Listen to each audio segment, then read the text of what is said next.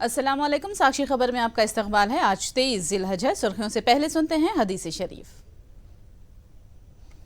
बिस्मिल्लाहिर्रहमानिर्रहीम। हज़रत अबू हुरैरा रज़ियल्लाहु ताला अन्हु से रिवायत है, रसूलुल्लाह सल्लल्लाहु अलैहि वसल्लम ने फरमाया, जो लोग मस्जिद में क़ुरआन की तिलावत करते हैं या क़ुरआन का दर्स देते हैं, उन पर अल्लाह ताला की तरफ से एक नूर मुक़र्रर किया जाएगा। और अब सुर्खियां। रेवंत रेड्डी के ज़राई बिजली रिमार्क के खिलाफ बीआरएस का धरना। रेवंत किसानों से माफी मांगे, कविता का मुतालबा। रेवंत के बयान को तोड़ मड़ोड़ कर पेश किया गया। बीआरएस का एहतजाज कांग्रेस की सत्याग्रह से ध्यान बटाने का हरबा, कांग्रेस का बयान। महंगाई से राहत के लिए एपी हुकूमत के मौसर इकदाम। सब्सिडी के साथ टमाटर फी किलो 50 रुपये में किए जा रहे हैं फरोख्त। आप समेत 24 अपोजिशन जमातों को सोनिया गांधी ने दी डिनर की दावत। हुकूमत को घेरने की मुश्तरका हिकमत अमली पर इजलास में होगा गौर। और अब तफसील। किसानों को 24 घंटे बिजली की सप्लाई से मुतालिक रेवंत रेड्डी के रिमार्क के खिलाफ बीआरएस की जानिब से तेलंगाना भर में एहतजाज किया गया। बरकी सब स्टेशनों के पास धरने दिए गए और रेवंत रेड्डी के पुतले नजर आतिश किए गए। हैदराबाद में विद्युत सुधा के पास धरना दिया गया। इस धरने से एमएलए डी नागेंदर, एमएलसी कविता ने खिताब किया और किसानों से माफी मांगने की रेवंत रेड्डी से मांग की और रेवंत रेड्डी के रिमार्क की मजम्मत की। ప్రదేశ్ కాంగ్రెస్ కమిటీ అధ్యక్షులు రేవంత్ రెడ్డి గారు చెప్పినటువంటి విధానాలను చూస్తా ఉంటే మరి కాంగ్రెస్ పార్టీ చేసిన రైతు డిక్లరేషన్ అంతా కూడా బోగస్ అన్నది వాళ్ళ తెలంగాణ రైతులకు అర్థమైంది. వాళ్ళ అసలు ఉద్దేశం ఏందన్నది వాళ్ళ అధ్యక్షుడు ఇలా అమెరికాలో బయట పెట్టిండు. ఏమంటాడు ఆయన? ఎందుకు ఉచిత విద్యుత్ రైతులకు ఎందుకు అంటాడు? వ్యవసాయానికి మరి వ్యాపారవేత్తలకు ఇవ్వాలనా? జూబ్లీ హిల్స్ లో మీ ఇంట్లో ఇవ్వాలనా 24 గంటలు? రైతులకు ఎందుకొద్దు? ఎందుకోసం అడుగుతున్నారు రైతులకు ఇవ్వద్దని? రైతులు మాట్లాడలేరని మీరు ఇష్టం వచ్చినట్టు మాట్లాడుతున్నారా? అదే వ్యాపారవేత్తలకు బంద్ పెట్టమని అడుగు ధైర్యం ఉంటే అడుగుతారా రేవంత్ రెడ్డి గారు? మీరు ఇక్కడ వ్యాపారవేత్తలకు 24 గంటలు నాణ్యమైన కరెంట్ ఇస్తున్నాం, ఎందుకు ఇస్తున్నారని ప్రశ్న వేస్తారా? మరి రైతుల కోసం మాత్రం ఎటువడతట్టు ఎట్లా మాట్లాడతారు మీరు? తప్పకుండా రేవంత్ రెడ్డి గారు రైతులకు క్షమాపణ చెప్పాలి. కాంగ్రెస్ పార్టీ రైతులకు క్షమాపణ చెప్పాలి.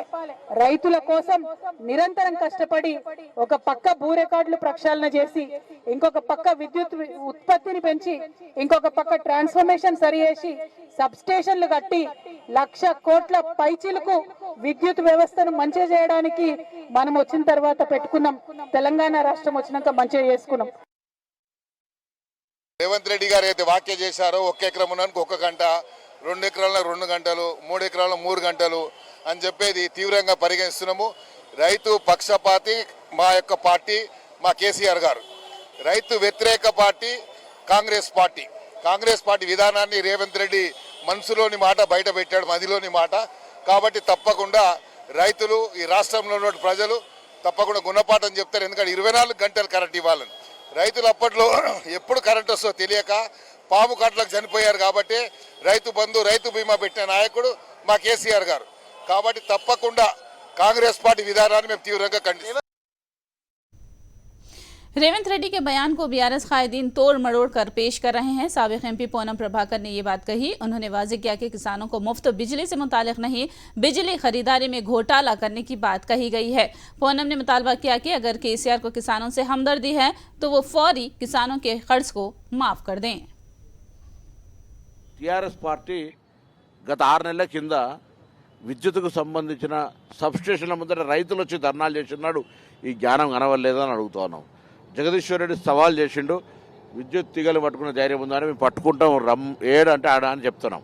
ఇవాళ కూడా విద్యుత్ కోతలేం, మీరు విద్యుత్ ఇస్తలేరు, రైతులకు అన్యాయం జరుగుతుందని అంటలే. మేము విద్యుత్ కొనుగోలుకు సంబంధించి జరిగినటువంటి అవకతవకలు, దాని ప్రక్రియలో జరుగుతున్న పరిణామాల మీద చర్చ చేయడానికి సిద్ధమని ఇవాళ కూడా అడుగుతున్నాం. 1,00,000 మెట్రిక్ టన్నుల ప్యాడీ ఉత్పత్తి అవుతుంది. బట్ మనం తినేది పూటకో 100 గ్రాములు తింటాము.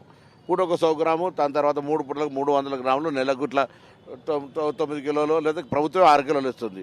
అంటే ప్రొడక్షన్ బంద్ చేయమని చెప్పినట్ట. ఇట్లా మాట్లాడితే 6 కిలోలు మనం అన్న ఆహార భద్రత స్కీమ్ కింద మనిషికి 6 కిలోలు ఇస్తుంటే 6 కిలోలే దారు కదా, ఇక దాన్ని కంప్లీట్ బంద్ చేయమని చెప్పినట్ట. మూర్ఖంగా వక్రదారి పట్టించి దీని చర్చను కాంగ్రెస్ ఎదుగుదలను చూసి ఓర్వలేక మాట్లాడుతున్నటువంటి అంశం ఇది. एमपी कोमिट रेड्डी ने केटीआर को चैलेंज किया कि वो इस बात को साबित करें कि तेलंगाना में मुसलसल 10 घंटे किसानों को बिजली की सप्लाई की जा रही है।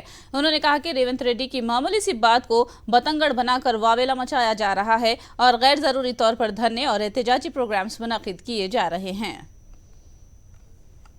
అన్నవాన్ని చెప్పుతో కొడతా నేననే చెప్పిన మీ అందరికీ ఎవడన్నాడో పవర్ మినిస్టర్ కానీ పవర్ లేదు, ప్రభాకర్ రావుదే పవర్. ఈయన చెప్తే ప్రభాకర్ ఫోన్ కూడా ఎత్తాడు. కేటీఆర్ ఛాలెంజ్ చేస్తున్నా, నా పార్లమెంట్లో 100 సబ్స్టేషన్లు భువనగిరిలో, నా పాత అసెంబ్లీలో కానీ భువనగిరిలో కానీ, నాకు ఇంకా మిర్యాల దేవరకుండా ఏ సబ్స్టేషన్ కైనా పోదాం లాగ్ బుక్స్ ఉంటాయి. లాగ్ బుక్స్లో కంప్యూటరైజ్డ్ ఉంటాయి. అంత గతంలో హ్యాండ్ రైట్ అది, ఇప్పుడు కంప్యూటరైజ్ ఉంటుంది. నువ్వు ఇచ్చే 3 ఫేజ్ కరెంటు 10-20 సార్లు కట్ అవుతున్నది. ఉదాహరణకు అప్పాదిపేట సబ్స్టేషన్ చెప్పినా, ఇంకా ఆయన ఇష్టం ఉన్న సబ్స్టేషన్ పోదాం కేటీఆర్. నువ్వు ఇవాళ ఏదో పీసీసీ ప్రెసిడెంట్ గారు చిన్న మాట అంటే దానికి కోడిగుడ్డు మీద ఈకలు పీకినట్టు పెద్ద రాద్ధాంతం చేసి ఉద్యమాలు చేపిస్తున్నావు. ఎందుకంటే ఇంకా 2 నెలల్లో నీ పరిపోతున్నది. నువ్వు మాజీలు అవుతున్న మీరు ప్రభుత్వం, కాంగ్రెస్ ప్రభుత్వం వస్తుంది. ఖమ్మం బహిరంగ సభతోనే నీ పని అయిపోయిందని తెలుసుకొని ఇవాళ దాన్ని డైవర్ట్ చేయడానికి ఈ సత్యాగ్రహ దీక్షను కూడా ఇవాళ మా వాళ్ళు పెద్ద ఎత్తున వచ్చేది ఉండే, కానీ సబ్స్టేషన్ దగ్గర ధర్నా చేస్తున్న వీళ్ళు రాజకీయాన్ని ప్రతిదాన్ని రాజకీయం చేసి కేటీఆర్ 10 గంటల కరెంట్ ఇస్తున్నట్టు చూపి నువ్వు. तेलंगाना हुकूमत ने उमर जलील को दोबारा सेक्रेटरी महकमे अखिलियती बहबूद की जिम्मेदारी दी है। इस सिलसिले में तेलंगाना हुकूमत ने अहकामात जारी किए हैं। अहमद नदीम जो प्रिंसिपल सेक्रेटरी महकमे अखिलियती बहबूद की जिम्मेदारी संभाले हुए थे, उन्हें कमिश्नर महकमे लेबर की जिम्मेदारी दी गई है। टीएसपीएससी पर्चा मामले में गिरफ्तारियों का सिलसिला जारी है। ताज़ा तौर पर 3 अफराद को एसआईटी ने गिरफ्तार कर लिया है। खम्मम से ताल्लुक रखने वाले आदित्य नवीन जी चंटी और सूर्यपेट से ताल्लुक रखने वाले सुमन को गिरफ्तार करके अदालती तहवील में भेज दिया गया है। ताज़ा गिरफ्तारियों के बाद मजमूई गिरफ्तारियों की तादाद 75 तक पहुंच गई है। बताया जाता है कि रवां महीने की अवाखिर तक मजीद 30 अफराद गिरफ्तार होने का इम्कान है। तेलंगाना में मानसून तेजी से फैल रहा है। मानसून के असर से खलीजी बंगाल में बुलंद लहरों के सबब मगरबी सिमत तेलंगाना के नशीबी इलाकों में तेज हवाएं चल रही हैं। आने वाले 3 दिनों में रियासत में हल्की से तेज बारिश होने का महकमे मौसमियात ने ख्याल जाहिर किया है। एपी काबीना का इजलास मुनक़िद हुआ। वज़ीर आला जगन की सदारत में मुनक़िदा इजलास में जगन अन्ना सुरक्षा प्रोग्राम और उसके नताइज का जायजा लिया गया। जगन ने प्रोग्राम की कामयाबी पर इत्मीनान का इजहार किया है। इसके अलावा जुलाई के महीने में अंजाम दिए जाने वाले फलाही प्रोग्रामों को काबीना ने मंजूरी दी है। 20 जुलाई को CRDA के हुदूद में घरों की तामीर के आगाज को मंजूरी दी गई। वहीं 26 जुलाई को सुनावड्डी के तहत मुस्तहिकीन को रकम के इजराई को मंजूर कर लिया गया है। इसके अलावा असाइड अराजी के मुकम्मल हुकूक की फराहमी को भी मंजूरी दे दी गई है। आंध्र प्रदेश की जगन हुकूमत अवाम को टमाटर सब्सिडी कीमत में फरोख्त कर रही है। बाजारों में 150 रुपये फी किलो फरोख्त होने वाला टमाटर आंध्र प्रदेश के रायतू बाजारों में एग्रीकल्चर मार्केटिंग डिपार्टमेंट की जानिब से 50 रुपये फी किलो फरोख्त हो रहा है। विजयवाड़ा के कृष्णलंका के रायतू बाजार में वजारत ज़राअत काकानी गोवर्धन रेड्डी ने टमाटर की काउंटर का इफ्तिताह अंजाम दिया, जहां से अवाम को सब्सिडी में फी किलो 50 रुपये में फरोख्त किया जा रहा है। దేశవ్యాప్తంగా టమాటాలకు సంబంధించినటువంటి కొరత రావడం, దానికి సంబంధించి రేట్లు అధికంగా పలకడంతో గౌరవ ముఖ్యమంత్రి జగన్మోహన్ రెడ్డి గారి ఆదేశానుసారం 50 రూపాయలకే సబ్సిడీతో ఈ టమాటాలు రైతు బజార్లో విక్రయించాలనేటువంటి నిర్ణయం తీసుకుని అందులో భాగంగా ఈరోజు కృష్ణలంక రైతు బజార్లో సబ్సిడీ టమాటా అమ్మకాలని పరిశీలించడానికి నేను, నాతో పాటు నా సోదరుడు అవినాష్ గారు, కమిషనర్ మార్కెటింగ్ రాహుల్ పాండే గారు, రైతు బజార్ CEO నందకిషోర్ గారు, జాయింట్ కలెక్టర్ గారు, డిప్యూటీ మేయర్ గారు, స్థానికంగా ఉన్నటువంటి కార్పొరేటర్లు అందరం కలిసి జేడీ మార్కెటింగ్ అందరం కలిసి ఈరోజు పరిశీలించడానికి రావడం జరిగింది. సంతోషం.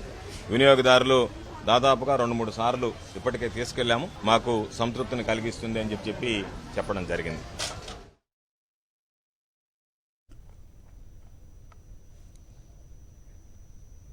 मौरूफ क्रिकेटर अंबटी रायडू ने गुंटूर में अंजुमन इस्लामिया हाई स्कूल का दौरा किया और तलबा से मुलाकात करके बातचीत की। रायडू ने कहा कि इंसान किसी भी रुतबे पर पहुंच जाए लेकिन अपनी समाज के तई जिम्मेदारी को कभी नहीं भूलना चाहिए। उन्होंने समाज की बेहतरी के लिए कुछ न कुछ करने पर जोर दिया। अंबटी ने कहा कि वो समाज की खिदमत के मकसद से ही सोशल सर्विस करते हैं। उन्होंने जगन हुकूमत की तालीमी खिदमत की सताइश की।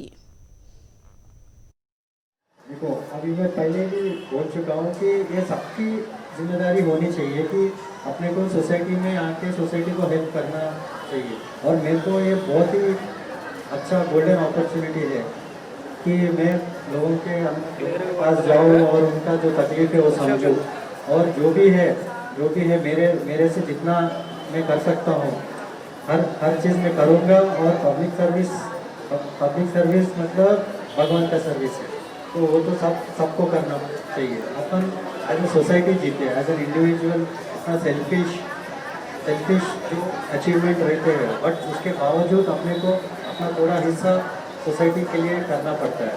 तो वही हिसाब में मैं अभी पब्लिक सर्विस में हूँ और मैं करते रहूँगा। तो इस आपसे भी बात कर रहा था मैं कि क्या क्या मैं कर सकता हूँ, क्या कमी है स्कूल में स्पोर्ट्स इक्विपमेंट के हिसाब में, और क्या चाहिए, क्या मैं दे सकता हूँ फाउंडेशन को। तो वो हिसाब से मैं बात भी कर रहा हूँ, जो भी मैं कर सकता हूँ मैं करूँगा। और स्पोर्ट्स के लिए नहीं है, गवर्नमेंट भी बहुत ही अच्छे काम कर रहा है, और आगे जाके भी अभी पूरे एकेडमीज भी ऑलरेडी अनाउंसमेंट कर चुके हैं। तो हर एक स्पोर्ट में, सिर्फ क्रिकेट ही नहीं, तो हर एक स्पोर्ट का एनकरेजमेंट अभी गवर्नमेंट कर रहा है, और उसमें मैं आगे रह के सब कुछ मैं सबके लिए, यूथ के लिए स्पेशली मैं आगे रह के सब कुछ हासिल करूँगा। गुंटूर में मुस्लिम वॉलंटियर्स ने पवन कल्याण को शदीद तनकीद का निशाना बनाया। उनका कहना है कि पवन कल्याण ने तमाम वॉलंटियर्स की तौहीन की है, उनसे माफ़ी मांगने का मुतालबा किया। वॉलंटियर्स ने कहा कि वो किसी की तनकीद से खिदमत नहीं रोकेंगे। उन्होंने बताया कि वो वज़ीर आला जगन की हिदायत पर काम करते हुए खिदमत अंजाम देते रहेंगे। అయిపోయారండి, అందుకే మేమేం చెప్పలేకపోతున్నాం। మాకు జగన్ గారు ఒకటే చెప్పారు, ఎవ్వరు ఎలా అయినా వాక్కోనివ్వండి, మీ పని మీరు చేసుకుంటూ వెళ్ళండి అని అన్నారు। మేము నిజాయితీగా వర్క్ చేస్తే మాకు ఎటువంటిది, మాకు వాళ్ళు ఎన్ని వాక్కున్నా ఏం పట్టించుకున్నా మేము తీసి పడేస్తాం, మాకేం సంబంధం లేదు। వాక్కోనివ్వండి, వాక్కున్న వాళ్ళు వాకుతూనే ఉంటారు। కుక్కలు ఎంతమంది వాక్కున్నా మనకి ఏం పర్వాలేదు। అదే సార్ నేను చెప్తాను। పొద్దున్నే లేచి 6ంటికి పెన్షన్లు ఎందుకు ఇస్తున్నాం? వాళ్ళ దగ్గర నుంచి పెన్షన్ మేము అసలు వాళ్ళ దగ్గర రూపాయి ఆశించము, వాళ్ళు ఇస్తానన్నా మేము తీసుకోము। ఎందుకు? మాకు ఇచ్చినవి చాలు। మేము సొసైటీకి సేవ చేయడానికే వచ్చాం, రాజకీయాల కోసం వాటి కోసం మేము రాలేదు। ఆయన ఇస్తున్నారు, చేస్తున్నారు, మేము సొసైటీకి సేవ చేస్తున్నాం, సేవ చేస్తూనే ఉంటాం। మేము ప్రతిదీ సార్ జగన్ అన్న ఏం తీసుకొని వచ్చారో ఆ వర్క్ మొత్తం మేము చేస్తున్నాం సార్। ఎవరో ఏదో చెప్పారనేసి మాట్లాడడం అయితే కరెక్ట్ కాదు। ఎందుకు చేస్తున్నాం సార్? లేడీసే కదా, మేము కూడా తిరుగుతున్నాం కదా। ఒంటరి మహిళ దగ్గరికి వెళ్ళి వాళ్ళ డేటా తీసుకుని వెళ్ళి ఇంకొకరికి ఎందుకు ఇస్తాం సార్? వర్క్ పరంగా మేము చేస్తున్నాం, కానీ వేరే విధంగా అయితే మేము చేయటం లేదు। మాకు ఎలా చూస్తారు పవన్ కళ్యాణ్ వ్యాఖ్యల్ని? అతనైతే మాకు క్షమాపణ చెప్పాల్సిందే సార్। वॉलंटियर्स की तौहीन करने वाले पवन कल्याण का विशाखा के वार्ड नंबर 27 में पुतला नजर आतिश किया गया। वॉलंटियर्स ने पवन को चैलेंज किया कि वॉलंटियर्स की जानिब से लड़कियों के लापता होने का अगर एक भी सबूत हो तो वो पहले अवाम के सामने पेश करें, वरना आने वाले दिनों में उन्हें मुनासिब सबक सिखाने की धमकी दी। తప్పు పెట్టి ఒక లేని ఆధార చూపిస్తూ విమర్శించడం చాలా తప్పు।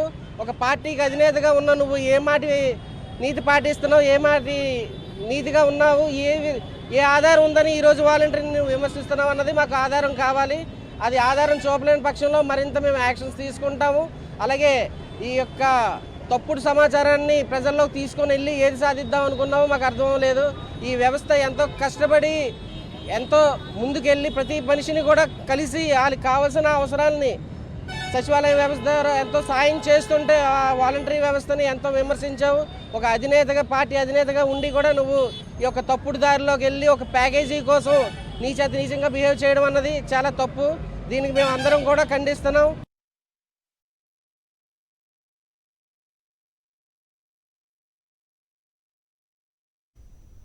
वॉलंटियर्स पर पवन कल्याण के रिमार्क का एपी हुकूमत के मुशीर जोपड़ी प्रभाकर ने जवाब दिया।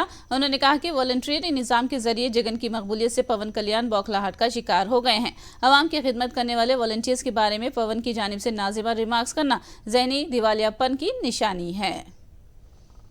వ్యవస్థ పేద ప్రజలకి సూర్యుడితో పోటీ పడుతూ చంద్రుడితో స్నేహం చేస్తూ పొద్దున సాయంత్రం వాళ్ళకి సేవ చేయటం కోసం ఒక వాలంటీర్ వ్యవస్థను తీసుకొచ్చాడు. అది చేస్తున్న సేవల్ని చూడు నువ్వు ఒకసారి. నీకు చేతనైతే మీ ఇంట్లో ముసలి వాళ్ళు ఉంటే నువ్వు తిరుగుతున్న ప్రాంతంలో ఆ లారీ ఎక్కి మాట్లాడి హోటల్కి పోవటం కాదు, లారీ ఎక్కి మాట్లాడిన తర్వాత బస్తీలకు వెళ్ళు, స్లమ్స్లోకి వెళ్ళు, మాలపల్లికి వెళ్ళు, మాదిగపల్లికి వెళ్ళు, లేదా తండాల దగ్గరికి వెళ్ళు.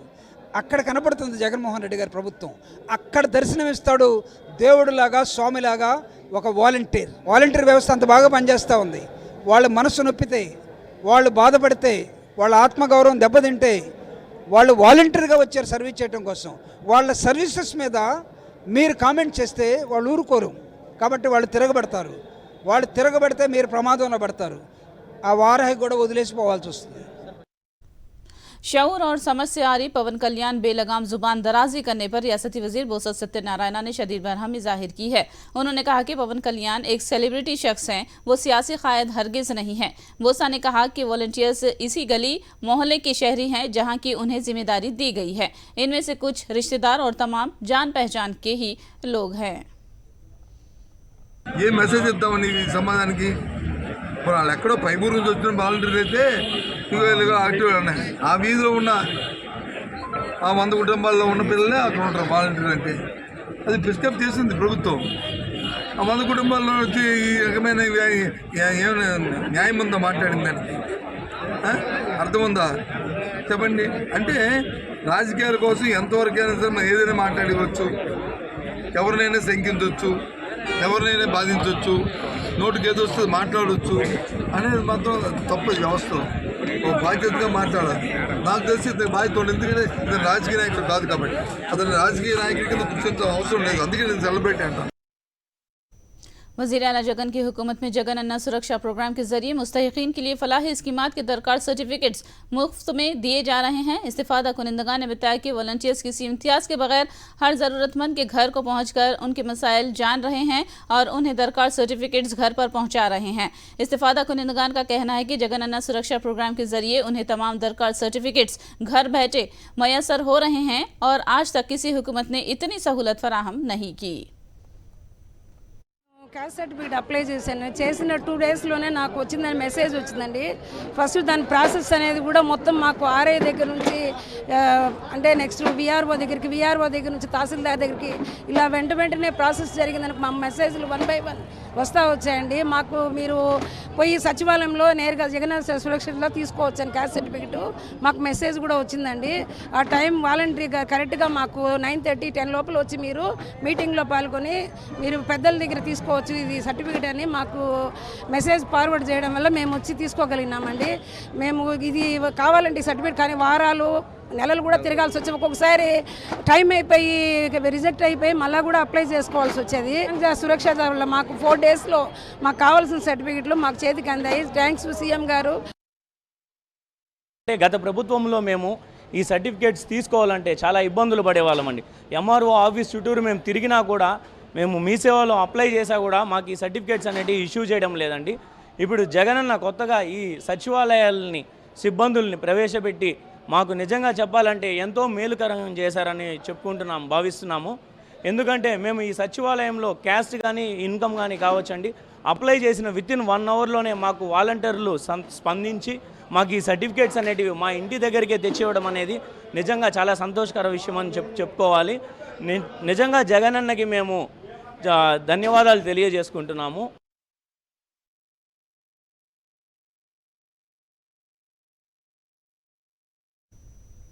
हुजाज इकराम की सऊदी अरब से वापसी का सिलसिला शुरू हो चुका है। हुजाज इकराम का काफिला सऊदी अरब से दिल्ली पहुंचा। दिल्ली एयरपोर्ट पहुंचने पर हुजाज इकराम का शानदार इस्तकबाल किया गया। मनासिक हज की अदायगी और मदीना मुनव्वरा की जियारत के बाद हुजाज इकराम के काफिले हिंदुस्तान वापस लौट रहे हैं। इस साल 20 लाख मुसलमानों ने हज की सआदत हासिल की।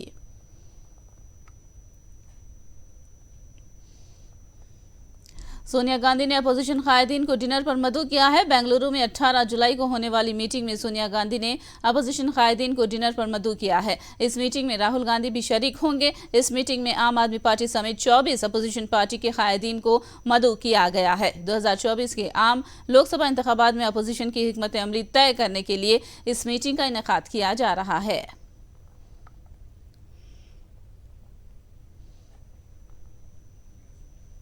तृणमूल कांग्रेस ने मगरबी बंगाल के पंचायती इलेक्शन में शानदार जीत दर्ज की है। तृणमूल कांग्रेस ने जुमला 3,317 ग्राम पंचायत सीटों में से 2,552 सीटों पर कामयाबी हासिल की है। इसके अलावा 232 पंचायत समितियों पर भी टीएमसी ने कब्जा किया है और 20 जिला परिषद सीटों में से 12 पर कामयाबी हासिल की, जबकि बीजेपी ने 212 ग्राम पंचायत और 7 पंचायत समिति पर कामयाबी हासिल करते हुए दूसरे नंबर पर रही और वो जिला परिषद का खाता नहीं खोल सकी।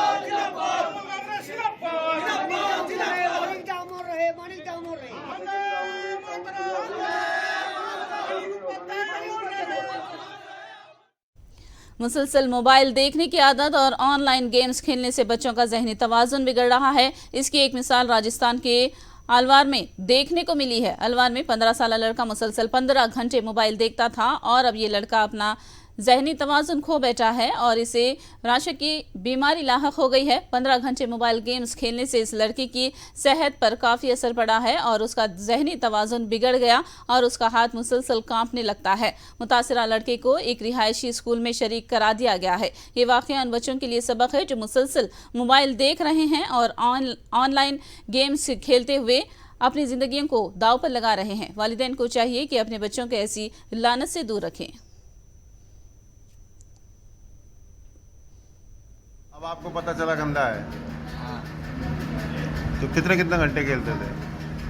24 घंटे में से 15 घंटे। 15 घंटे खेलते थे। और घर से क्यों जाते थे?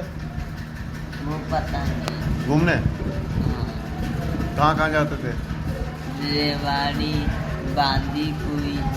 खेलता रहता, देखता रहता था। मैं काम धंधे पे चली जाती थी। मैं दोपहर में आती थी, फिर जब मैं इसको डांटती थी तो रख देता था 1 आधा घंटे के लिए। फिर रात को सोता था, जब आँख खुलती थी, जब 3 बजे, 12 बजे, 2 बजे, जब भी उठा के बैठ जाता था ये, है ना। और उससे बाद फिर ऐसे खेलता खेलता फिर बीमार पड़ गया था, उल्टी दस्त हुई, इसकी आँख फिर गई थी, तो मैंने इसकी इलाज करवाया था, है ना। फिर आँख तो इसकी सही हो गई, फिर दिमाग का ही ऐसे हो गया है ना। फिर तो बाद में भाग जाए घर से, पत्थर ईंट मारने लग जाए ऐसे। फिर मैंने यहाँ पे 2-3 जगह भर्ती करवाया है। ये पबजी खेलता था, फ्री फायर गेम। उस गेम को ये इतना खेलता था, 24 घंटे में लगभग 15 घंटे ही खेल लेता था। और माँ बाप लड़ते थे, लेकिन रिजाई में घुसकर, 4 महीने पहले सर्दी थी तो रिजाई में घुसकर या फिर आसपास गलियों में जाकर ये खेलता था। इतनी बुरी लत थी इसको कि उसके बगैर ये खाना भी नहीं खाता था। और अब स्थिति ऐसी है कि हाथ वाइब्रेट करते हैं और पूरा संतुलन खो चुका है, अपने माँ बाप को याद करता रहता है। तो ये बहुत बुरा गेम की लत है। आखिर में सुर्खियां एक बार फिर।